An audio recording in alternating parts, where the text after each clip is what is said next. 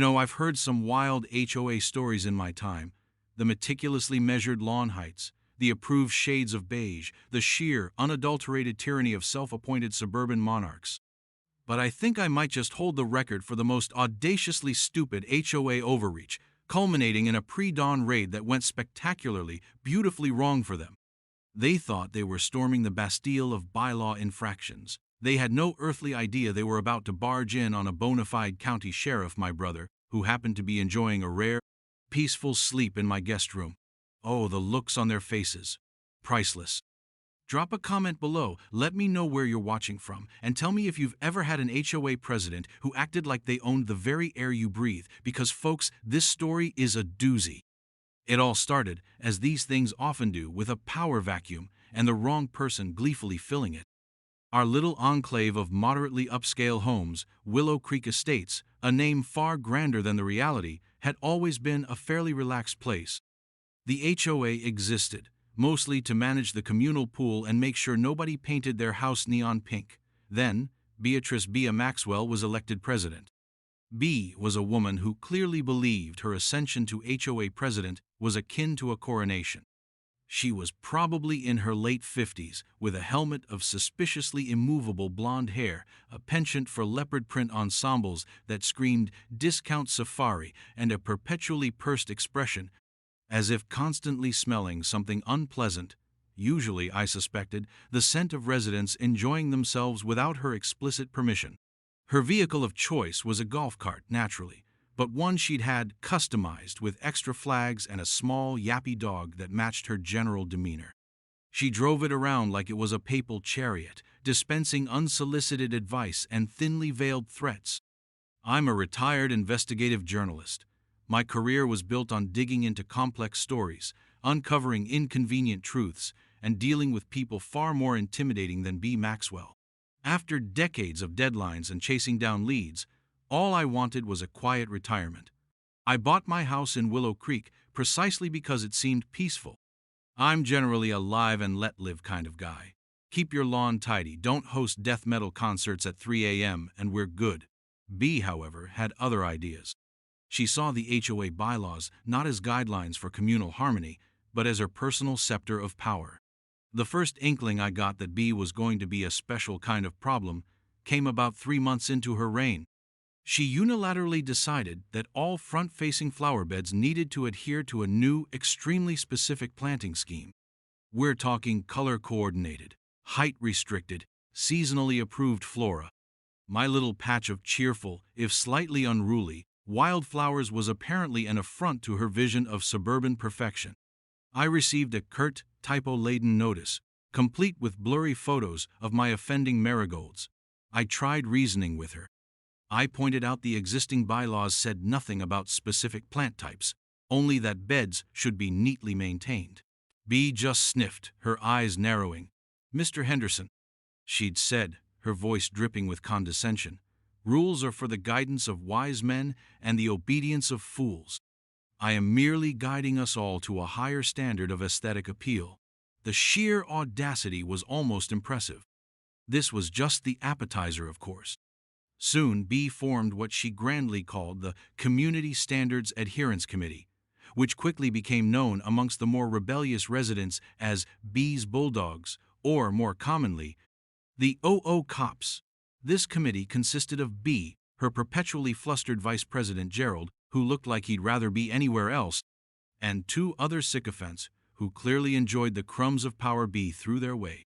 They'd patrol the neighborhood, clipboards in hand, issuing violation notices for infractions as trivial as a garbage can left out an hour too long or a garden hose not perfectly coiled. My brother, Mark, a no-nonsense county sheriff with 20 years on the force, was staying with me at the time. His own house was undergoing some major renovations, and my spare room was a welcome refuge. He'd listened to my tales of B's escalating tyranny with a mixture of amusement and professional disdain. "Sounds like she needs a hobby," he'd grunted one evening after I showed him a notice claiming my porch light was non-compliant with ambient luminescence standards. I'd checked. No such standard existed. Or, he added with a wry grin, a serious reality check. Little did we know he'd be the one to deliver it. The funny thing is, B knew Mark was a sheriff. She'd made a point of welcoming him to the neighborhood with a basket of slightly stale muffins and a lecture on guest parking regulations. She probably thought having a law enforcement officer in her jurisdiction somehow validated her own inflated authority. Oh, the irony was just around the corner, waiting to pounce. B's focus soon shifted, with an unnerving intensity, squarely onto me. I suspect my calm, logical rebuttals to her initial ridiculous demands had bruised her ego. I wasn't confrontational, but I was firm. I'd send back polite, meticulously referenced emails, pointing out the flaws in her citations, quoting the actual bylaws, and sometimes, just for kicks, including a copy of the dictionary definition of reasonable. This apparently was tantamount to open rebellion in B's world. The violation notices for my property began to multiply, each more absurd than the last. One week, it was the unapproved curvature of my walkway stepping stones. The next, the shade of my welcome mat was deemed insufficiently welcoming. I started a file, a thick manila folder labeled simply B. As a journalist, documentation was second nature. I saved every email, every notice, took photos with timestamps, and even made notes of conversations, verbatim if possible. Mark, observing my methodical approach, remarked, "You're building a case, aren't you? Old habits die hard." He wasn't wrong. The HOA cops became more brazen. They'd walk right up onto people's porches, peering into windows, sometimes even trying doorknobs if they thought no one was home. Mrs. First@Naple.org cops are equating to windows. Gable, my elderly neighbor to the left, a sweet woman who baked legendary apple pies, told me in a hushed, fearful voice how Gerald had stood on her prize-winning petunias to get a better look at a supposed unauthorized satellite dish. It was a birdbath. Fear was B's primary currency, and she was spending it lavishly. Several residents caved, repainting, replanting, reorganizing their lives to avoid B's wrath. But her focus on me felt personal, almost obsessive. It was as if she'd decided I was the ringleader of some silent insurrection, simply because I refused to be cowed by her ridiculous pronouncements. The notices I received started to include vague, ominous threats about further action and escalated enforcement procedures. I even caught one of her bulldogs, a weaselly man named Stan, trying to peek over my back fence with a pair of binoculars. When I calmly asked him if I could help him, he nearly fell off the recycling bin he was standing on and scurried away like a startled raccoon. My brother Mark, when he was around and not on shift, would just shake his head. "These people are playing with fire," he'd say. "They have no actual authority to do half the things they're attempting. It's all bluff and bluster." He gave me some informal advice on security, suggesting I upgrade my door locks and consider a couple of discreet security cameras. "Not that I expect real trouble," he clarified, "but people drunk on a little bit of power can do stupid things." Prophetic words, as it turned out. I took his advice. I installed a robust deadbolt and a small high-resolution camera covering my front porch and another overlooking the driveway. They weren't hidden, but they weren't overtly obvious either. Just a prudent security measure. I also made sure my home insurance was up to date, specifically checking clauses related to property damage and liability. B's campaign was costing me time and peace of mind, but I was determined not to let her win through sheer attrition. I also started quietly talking to other neighbors. Not everyone was as terrified as Mrs. Gable. A few, like Tom from across the street, a retired engineer, were equally incensed but unsure how to fight back effectively. We started comparing notes, sharing copies of violation notices. A pattern of harassment and overreach was becoming undeniably clear. Tom had received a fine because his basketball hoop, which had been there for 10 years, was suddenly deemed aesthetically disruptive. The tipping point was a new emergency rule, Bia announced via a poorly photocopied flyer stuffed into our mailboxes. It stated that due to anonymous reports of potential structural hazards and unauthorized internal modifications creating fire risks, the Community Standards Adherence Committee reserved the right to conduct immediate, unannounced interior inspections of any home deemed at risk. There was no due process outlined, no requirement for evidence, just B's arbitrary judgment. This was a massive red flag. I knew enough about property law to know this was wildly illegal. An HOA simply cannot grant itself the right to force entry into private homes without a court order or genuine verifiable emergency like a visible fire or flood. She's lost her mind, I told Mark, showing him the flyer. He read it, his expression grim. This isn't just stupid. This is legally actionable. This is how people get sued or arrested. He advised me to send a certified letter to the HOA board, formally objecting to the rule and stating unequivocally that any attempt to enter my property without my explicit consent or a legal warrant would be considered trespassing. I did exactly that, copying in every board member, including the perpetually nervous Gerald. I received no official reply, just a smug little smirk from B when I saw her patrolling in her golf cart the next day. It was clear she thought my letter was an empty threat. She was about to learn just how wrong she was. The air grew thick with a sense of impending confrontation. I had a feeling B was going to make an example of someone, and I was pretty sure I was her chosen candidate. The call came late one afternoon. It was from a visibly shaken Mrs. Gable. "Oh, Mr. Henderson," she whispered into the phone, her voice trembling. "I overheard B talking to Stan by the community notice board. She was very angry about your letter. She said you were challenging her authority and that she was going to personally ensure compliance at your residence. She mentioned something about an early morning safety sweep tomorrow. I think she means to come into your house." My blood ran a little cold, not with fear, but with a sudden, clarifying anger. This was it. This was the line. Mrs. Gable was a godsend. Her timid courage in warning me was the final piece of the puzzle.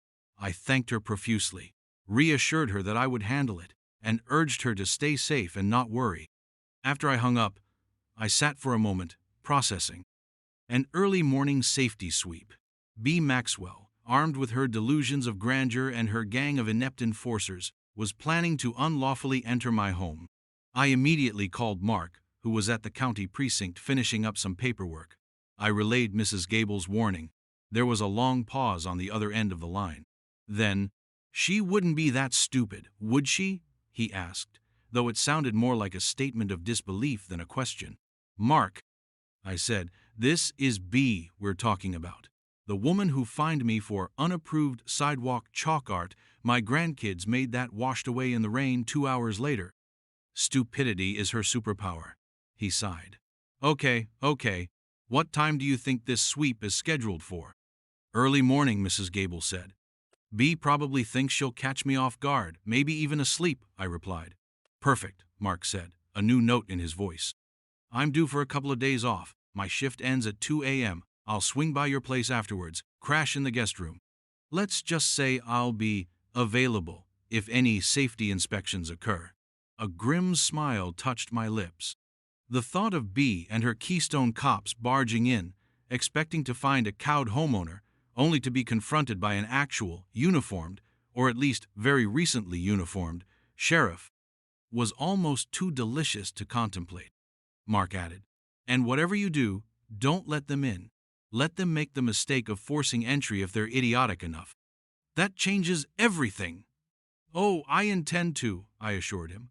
"I have a feeling tomorrow morning is going to be very educational for our dear HOA president."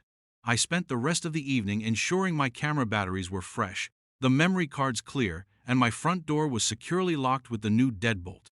I felt a strange calmness. B was about to walk into a trap of her own making, and I was more than ready to spring it. The night was quiet. Too quiet, almost. Mark arrived around 2:30 a.m., looking tired but wired.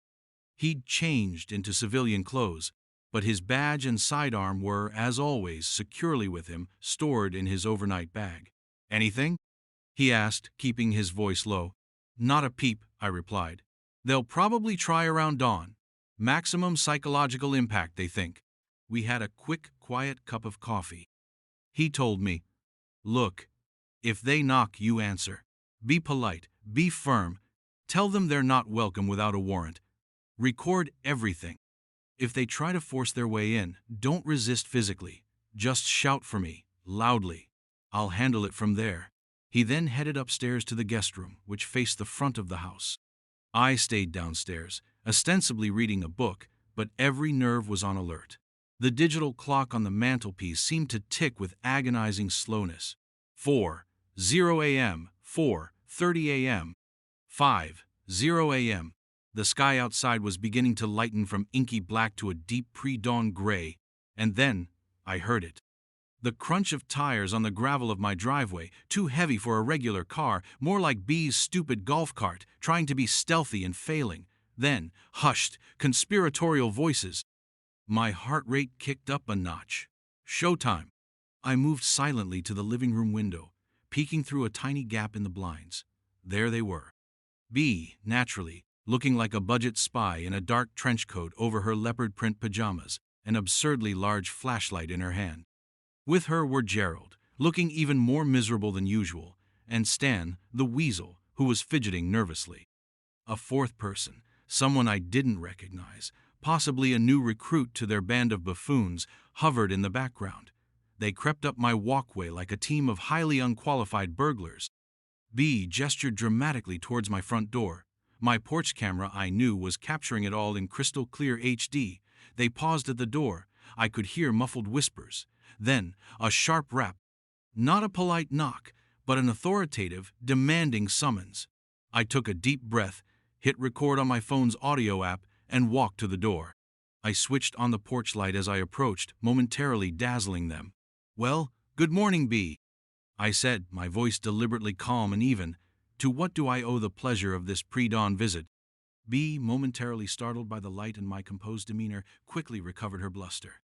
"Mr. Henderson, we are here to conduct a mandatory safety inspection as per the emergency directive," she announced, holding up her ridiculous flyer like it was a royal decree.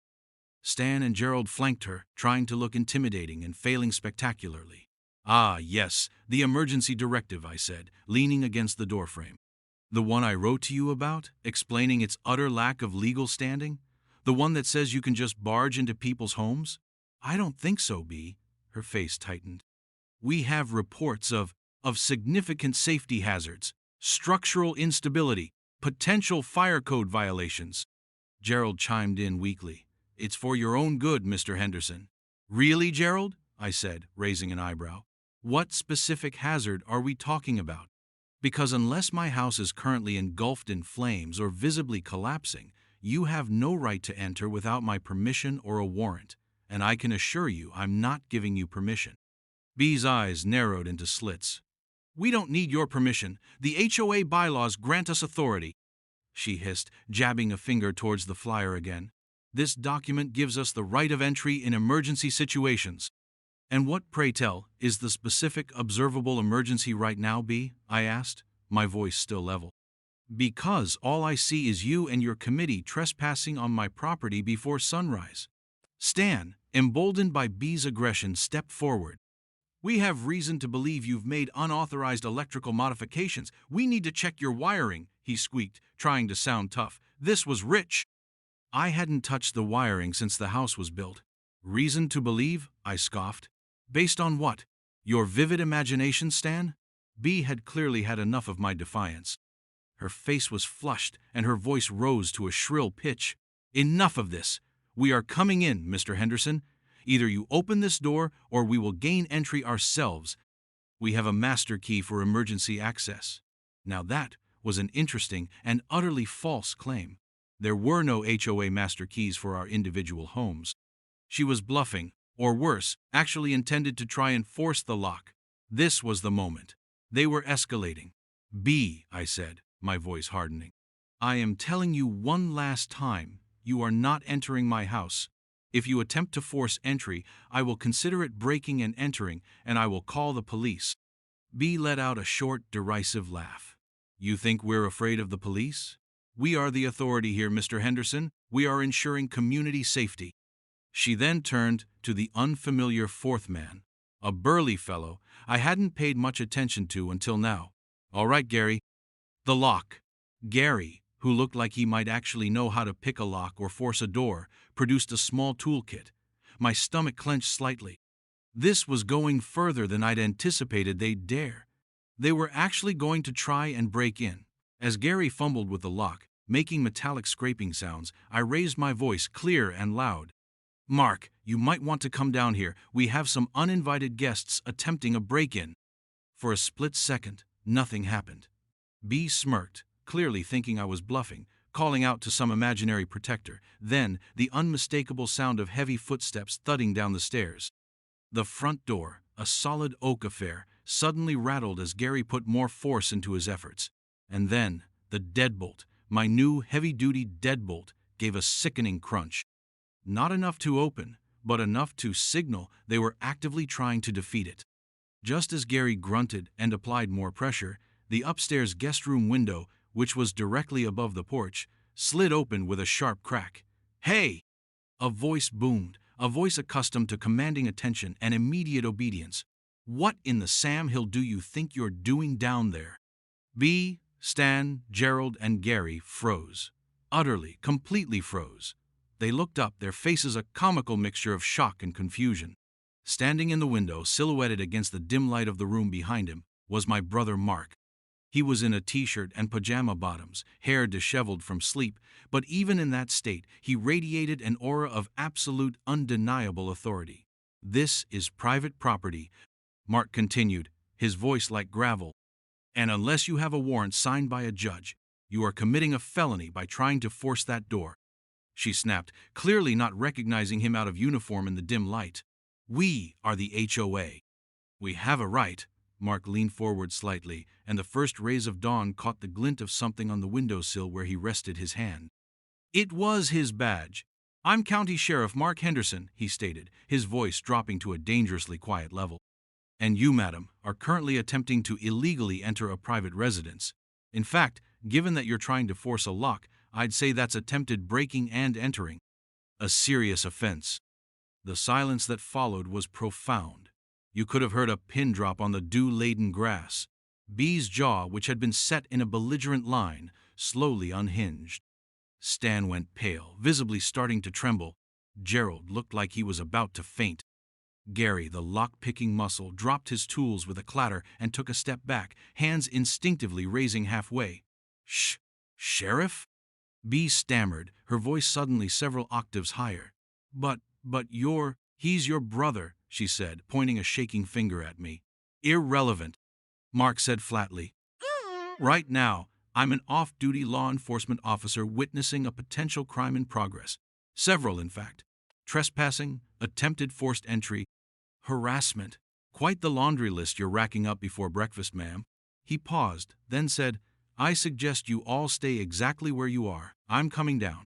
And then we're going to have a little chat. And I highly recommend you call your lawyer, if you have one." He then disappeared from the window.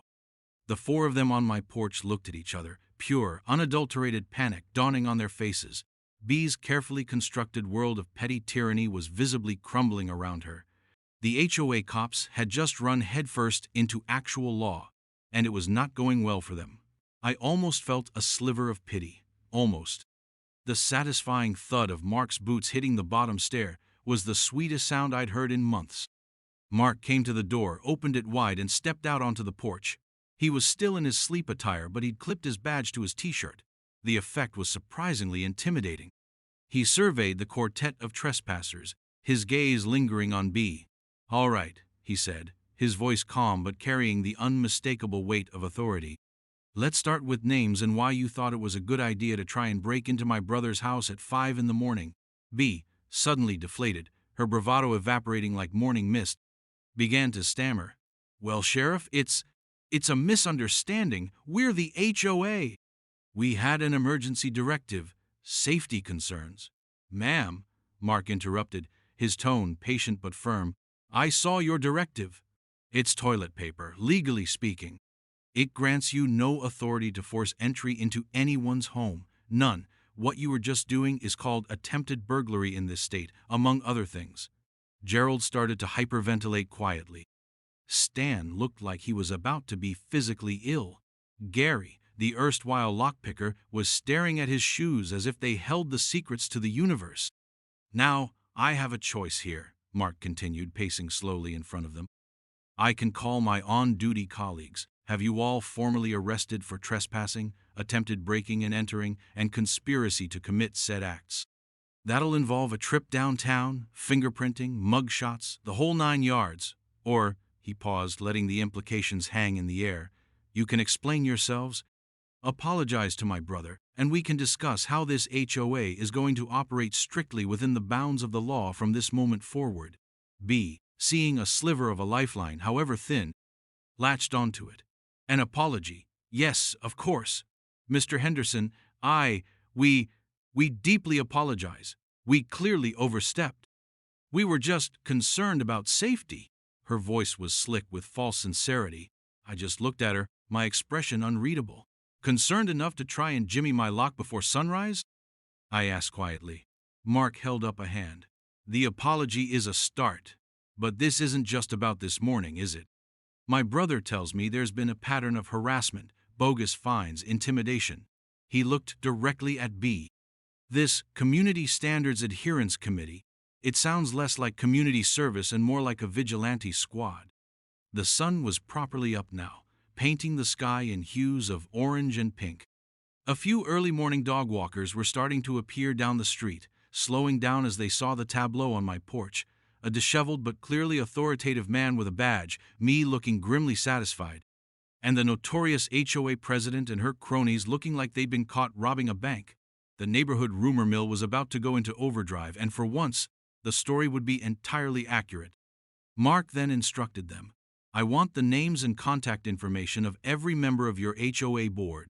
I want a copy of your complete bylaws, your meeting minutes for the past year, and your financial statements.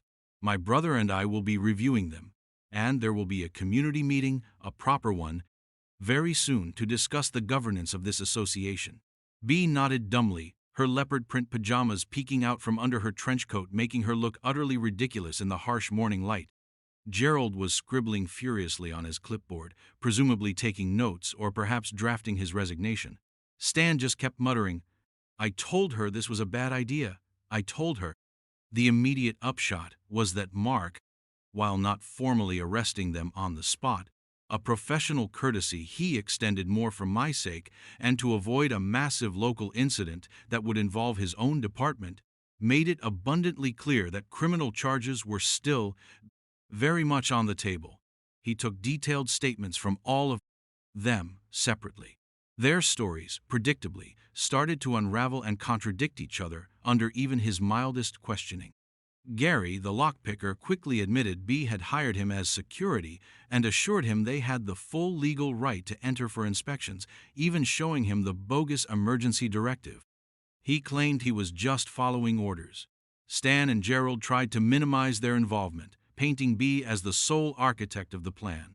B herself alternated between tearful apologies, indignant self-justification, I was only trying to uphold standards, and attempts to appeal to Mark's understanding as a fellow figure of authority, a tactic that fell spectacularly flat. Mark was a cop's cop. He had no patience for vigilantes playing at law enforcement, especially when they were as inept and arrogant as B. After about an hour of on-the-porch interrogation, during which Mark also methodically photographed my damaged door lock and Gary's toolkit with his phone for evidence, he let them go, but not before issuing a stern warning. You are not to approach Mr. Henderson. You are not to contact him, harass him, or set foot on his property again without his express invitation. Any further attempts to enforce these illegal rules or intimidate residents will result in immediate formal complaints to the authorities. Is that understood? They all nodded vigorously, looking thoroughly chastened and terrified. As they scurried off, B practically dragging a whimpering Gerald, their golf cart sputtering away in ignominious retreat, Mark turned to me. Well? He said, a ghost of a smile playing on his lips. That was more excitement than I usually get before my first cup of coffee. I let out a breath I hadn't realized I'd been holding. You were magnificent, Mark. Thank you. Just doing my civic duty, he said, then grinned. And protecting my little brother from the neighborhood watch gone wild. Now, how about that coffee? And then, I think you and I need to make some calls, starting with a good lawyer who specializes in HOA disputes. The fallout from the great pre-dawn raid, as it quickly became known around Willow Creek, was immediate and seismic. My security camera footage, which captured B's commanding, "The lock, Gary," with delightful clarity, along with Mark's sudden appearance and authoritative takedown, was, shall we say, compelling. While I didn't plaster it on the internet, the knowledge of its existence, coupled with Mark's official witness statement, hung over B's head like the sword of Damocles. News of the incident spread like wildfire. Mrs. Gable, bless her heart, had apparently been watching from her window and gave a very accurate, if slightly breathless, account to several neighbors before breakfast. By mid-morning, my phone was ringing off the hook with calls from other residents, some offering support, others wanting to share their own horror stories about B's reign. It turned out I wasn't the only one with a B file. Tom, the retired engineer, had a meticulous record of every questionable fine and overbearing interaction he'd experienced. Others had similar tales. It was like a dam had burst. People who had been too intimidated to speak up before were now finding their voices. Mark, true to his word, helped me find an excellent attorney, a sharp woman named Ms. Albright who specialized in HOA law and had a reputation for taking no prisoners. Her eyes lit up when I described the attempted forced entry and showed her the footage. "Oh, this is gold," she'd murmured, a predatory gleam in her eye. Attempted trespass, possible attempted breaking and entering, harassment, abuse of power, misplace. Maxwell has handed us a very strong case on a silver platter. But we weren't just going after B for the break-in. This was an opportunity to clean house thoroughly. With Ms. Albright's guidance, we drafted a formal demand letter to the HOA board, not just outlining the illegal actions of B and her committee, but also requesting access to all financial records, meeting minutes, and correspondence for the past 5 years. My journalistic instincts were kicking in hard. B's arrogance about rules and boundaries made me wonder what other areas she might have been flexible with. Particularly finances. HOAs, especially poorly managed ones, can be ripe for embezzlement or mismanagement of funds. The board, minus B, who was suddenly unavailable for comment, scrambled. Gerald, now acting president by default, a role he clearly detested and was wholly unprepared for, was a bundle of nerves. He agreed to cooperate fully, no doubt terrified of being implicated in B's mess. The records started to arrive, box by box. It was an overwhelming amount of paper, but this was my bread and butter. I set up a makeshift office in my dining room, and with Tom the engineer's help, his eye for numbers and details was invaluable, we started digging. Mark in his off-duty hours would often join us, offering insights from a law enforcement perspective on what might constitute actionable wrongdoing. What we found was, predictably, a mess. Sloppy bookkeeping was the least of it. There were questionable expenses, contracts awarded to friends of B's without competitive bids, and a discretionary fund for the president that seemed to be used primarily for B's personal beautification projects, not for the community, but for her own house and garden, which, ironically, always seemed to win the Yard of the Month award she herself judged. There were also numerous instances of selective enforcement, where friends of B were given a pass for clear bylaw violations, while others were relentlessly hounded. The emergency directive for inspections? It turned out B had drafted it herself after watching a late-night TV show about rogue contractors, with no legal review and no board vote. It was pure, unadulterated power grab. The smoking gun, however, came from an unexpected source. One of the other board members, a quiet woman named Carol who had always been overshadowed by B, approached me discreetly. She'd been uneasy about B's methods for a long time, but had been too intimidated to speak out. The pre-dawn raid incident was the final straw for her.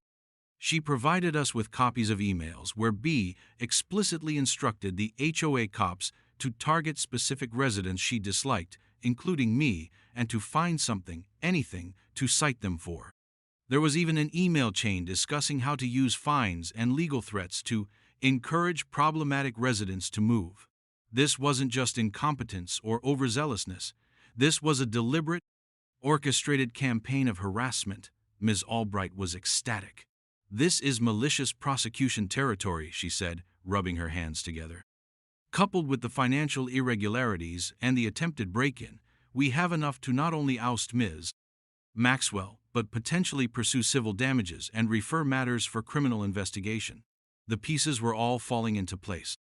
B. Maxwell's reign of error was rapidly drawing to a close, and it was going to be a very public and very thorough dismantling. The grand finale was set for a specially convened emergency HOA meeting. The community hall, usually half empty for regular meetings, was packed to the rafters. Word had gotten out that this was going to be the showdown. B was there, looking pale but defiant, flanked by a rather expensive-looking lawyer who seemed to be radiating discomfort, likely because he knew he had a losing hand. Gerald, as interim president, chaired the meeting, his voice trembling as he read the agenda item, Review of Recent Incidents and Conduct of President Maxwell. Miss Albright and I sat at a table at the front, armed with binders of evidence, a projector and a large screen. Mark was in the audience, a quiet but imposing presence, there as a resident and a witness. The atmosphere was electric. Ms. Albright began, calmly and methodically laying out the legal case against B's actions, starting with the attempted unlawful entry. She played a short, damning clip from my security footage. B's imperious command, Gary's attempt on the lock, Mark's sudden appearance, gasps rippled through the room. B's lawyer objected weakly, citing privacy, but Miss Albright coolly pointed out that the footage was taken on my private property, recording an illegal act, and was therefore admissible. Then I took over. I walked the residents through the pattern of harassment, the bogus fines, the selective enforcement, using anonymized examples from other residents, with their permission. Of course, to show this wasn't just about me, I presented Carol's emails, projecting them onto the screen, showcasing B's explicit instructions to target homeowners. More murmurs, angrier this time. Finally, Tom and I presented a summary of the financial irregularities, the questionable contracts, the president's slush fund used for personal gain, the complete lack of transparency in spending. We showed invoices for community landscaping that clearly matched work done exclusively at B's house. We highlighted thousands of dollars in consulting fees paid to a company owned by B's nephew for services that were never rendered or were wildly overpriced.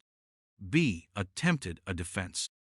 Her lawyer blustered about misunderstandings, taken out of context, and passionate leadership. B herself took the microphone, her voice thick with emotion, trying to portray herself as a misunderstood visionary, a victim of a vendetta led by ungrateful residents who don't appreciate all I've done for this community. It was a masterclass in self-pity and deflection, but no one was buying it. The evidence was too clear, too overwhelming. When she claimed the financial issues were just clerical errors, Tom, the retired engineer with an accountant's precision, calmly dismantled her excuses one by one, pointing to specific ledger entries and forged signatures on checks. The turning point came when Mrs. Gable, summoning all her courage, stood up. Her voice shook, but it was clear. Mrs. Maxwell, she said, "You terrified me. You made me afraid to enjoy my own garden. You stood on my flowers. That's not leadership. That's bullying." A wave of applause swept through the room. Other residents then began to speak, sharing their own stories of B's petty tyrannies and abuses. It was a catharsis for the whole community. The vote of no confidence was almost unanimous. B was stripped of her presidency and her position on the board, effective immediately.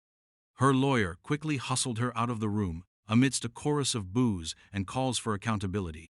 Gerald, looking immensely relieved, immediately tendered his resignation as interim president and board member, stating he wanted no further part in it. In the ensuing chaos, a motion was made to dissolve the current board and elect an interim one to steer the HOA towards reform and to cooperate fully with any legal investigations. Surprisingly and somewhat reluctantly, I found myself nominated and elected to that interim board along with Tom and Carol. My journalistic nose for trouble had led me right into the heart of fixing it. Ms. Place. Albright assured us she would continue to represent the HOA's interests in pursuing civil claims against B for the misused funds, and would refer the evidence of potential criminal activity, particularly the financial fraud and the conspiracy to harass, to the district attorney's office. Mark, observing from the sidelines, gave me a thumbs up. The months that followed were busy. The interim board, with the help of Ms. Albright and a forensic accountant, untangled B's financial mess. We recovered a significant portion of the misappropriated funds through legal settlements. B, facing mounting legal bills and public disgrace, sold her house at a considerable loss, I heard, and moved out of Willow Creek Estates, her leopard print golf cart trailing behind her moving van like a final sad flourish. The Community Standards Adherence Committee was formally disbanded, its ludicrous directives rescinded. We rewrote sections of the bylaws to ensure transparency, accountability, and to severely limit any future board's ability to overreach. New elections were held, and a sensible, community-minded group of residents took charge. I stepped down from the interim board as soon as the reforms were solidly in place, content to return to my quiet retirement. The DA's office did eventually press charges against B for embezzlement, resulting in a plea deal, hefty fines, and a lengthy probation. Justice, in its slow, methodical way, was served.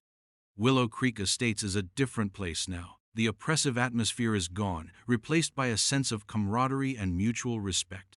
People are planting what they like in their flower beds. Garden hoses are coiled with casual imperfection, and the only patrols are neighbors out for a friendly stroll.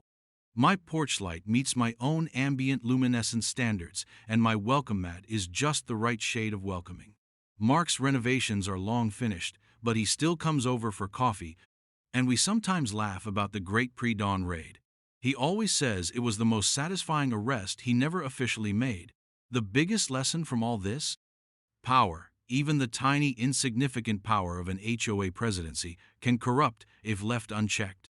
But when ordinary people, armed with facts, determination, and maybe a conveniently visiting sheriff brother decide to stand up, even the most entrenched suburban tyrant can be toppled. It just goes to show, never underestimate a quiet retiree with a knack for investigation and a very good reason to fight back. So, what's the craziest HOA story you've ever encountered? Let me know in the comments. I've got plenty of time to read them now in my wonderfully peaceful, bee-free neighborhood.